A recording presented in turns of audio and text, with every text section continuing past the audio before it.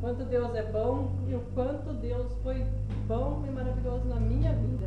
Porque a gente foi embora, mas essa igreja nos lembra sempre lá. E é uma saudade grande dos irmãos, uma saudade grande dessa igreja.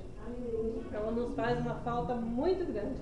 Mas o nosso Deus, ele segue junto e ele está sempre presente.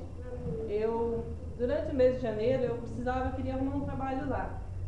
E eu orei bastante, jejuei e pedi para Deus que me levasse numa escola boa e que me desse uma turma de segundo ano, né? E quando eu fui logo eu já fui chamada para ser contratada.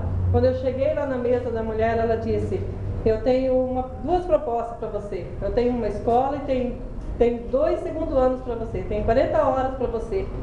Eu nem perguntei a outra proposta, eu falei: é essa mesmo que eu quero, porque eu lembrei. Eu pedi para Deus, é isso mesmo.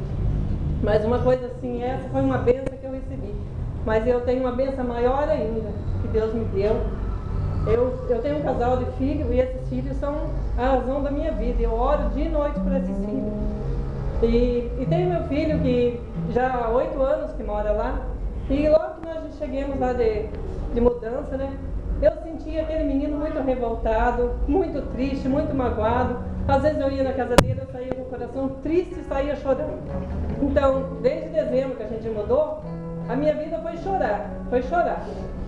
E na minha oração eu chorava e não entendia o porquê daquela revolta dele, o porquê daquela tristeza. A firma que ele trabalhava já há 8 anos, começou a ir muito mal, começou a não pagar aqueles funcionários, e ele revoltado, e havia proposta de trabalho para ele, e ele ia lá e não dava certo aquele trabalho, e ele se revoltava mais ainda, quanto mais, e eu triste.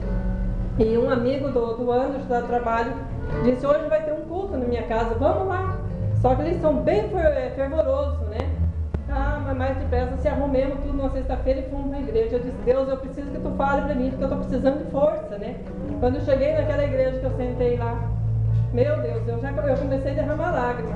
Na primeira oração do pastor, o pastor olhou para mim e começou a dizer tudo na minha vida.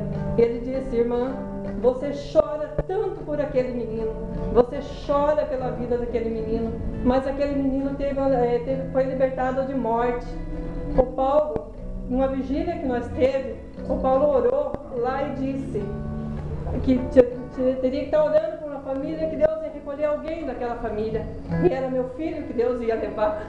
E lá aquele pastor disse: através da tua oração, Deus livrou o teu filho da morte, né? O teu menino da morte, Deus livrou, porque você orou pela vida dele. Porque, irmãos, desde o dia que o Paulo falou lá naquela vigília, né? Eu cheguei em casa, eu caí em joelho e orava. Da minha família não, meus filhos não. E eu orava, porque parece que eu sentia que algo era aqui. E passou, né? Eu orei e passou, né? Mas não, eu sabia que era ele, que Deus teria, né? Mas Deus me deu meu filho de volta. E eu nem sabia disso, e eu chorava por aquele menino, porque eu não me conformava. E um dia ele ainda me disse: mãe, eu estou desanimado com a igreja. E ele é músico na igreja. Eu estou desanimado com a igreja. Eu falei: não, a igreja não. Daí eu não me conformava. E ele disse: hoje eu entro na casa do teu menino e hoje eu restauro a vida dele. E de hoje em diante ele vai ter bênção e vai ter vitórias. Eu disse amém. E eu chorava de alegria de ter meu filho, a vida do meu filho de volta, e por saber que Deus estava prometendo e ele ia cumprir. No dia daí, quando disseram aqui de amor, né? Ele disse para mim ainda: irmã, quando o teu menino chegar na tua casa, você dê um abraço bem forte e diga para ele que você ama ele. Eu disse: meu Deus, era na sexta, ele só vai na minha casa quarta e quinta, e se der ainda, né? Como eu faço? E era na minha casa. Quando eu cheguei no sábado, eu falei: vou lá no sábado na casa dele, né? Ele disse: mãe, hoje eu estou indo jantar na tua casa. Eu disse: oh Deus, é só Deus mesmo, né? Eu morro de esperar pelaquela tarde para poder fazer isso. Aquele abraço, aquele diz: eu te amo, fez uma diferença, né? A firma dele, graças a Deus, está se prosperando, já está se levantando. Ele está uma benção, graças a Deus, voltou, sabe? Está maravilhoso. Aquele amor que ele não tinha, ele passou a ter. A minha, a irmã dele, que mal ele olhava, né? E agora, domingo passado ele teve num encontro em Blumenau.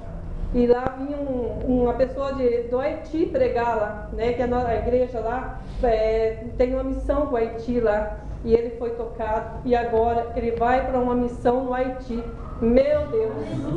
Mas aí ele chegou, mãe, eu fui tocado e eu não sabia o que era tocar um chamado de Deus, mas Deus me chama que eu tenho que ir nessa missão no Haiti. E há 15 dias eu disse, vai, porque Deus te leva e Deus te traz. Ele disse, mas eu preciso agora arrumar o dinheiro. Na primeira oração, quando ele contou para a igreja lá que ele precisava ir, no final do culto lá, um irmão levantou e disse, pode ir que eu vou bancar a tua viagem.